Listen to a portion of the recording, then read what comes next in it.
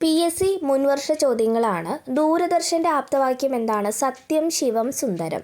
ഇന്ത്യയിൽ ആദ്യമായി ടെലിവിഷൻ സംപ്രേഷണം ചെയ്യുന്നത് നമ്മുടെ ദൂരദർശനാണ് 1959 സെപ്റ്റംബർ 15-ന്. ദൂരദർശനും ഓൾ ഇന്ത്യ റേഡിയോയ്ക്കും പൂർണ്ണ സ്വയംഭരണാവകാശം നൽകുന്ന പ്രസാർ ഭാരതി നിലവിൽ വന്നത് 1997 നവംബർ 23-നാണ്. ആദ്യ ചെയർമാൻ ആരാണ്? നിഖിൽ ചക്രവർത്തി. റേഡിയോ സിറ്റി എന്നറിയപ്പെടുന്ന നഗരം ഏതാണ്? ബാംഗ്ലൂരാണ്. ലോക ടെലിവിഷൻ ദിനം എന്നാണ്? നവംബർ 21-നാണ്. അടുത്ത ചോദ്യം, ഇന്ത്യയിലെ ആദ്യ സ്വകാര്യ ചാനൽ എന്ന് ചോദിച്ചാൽ CTV ആണ് 1992.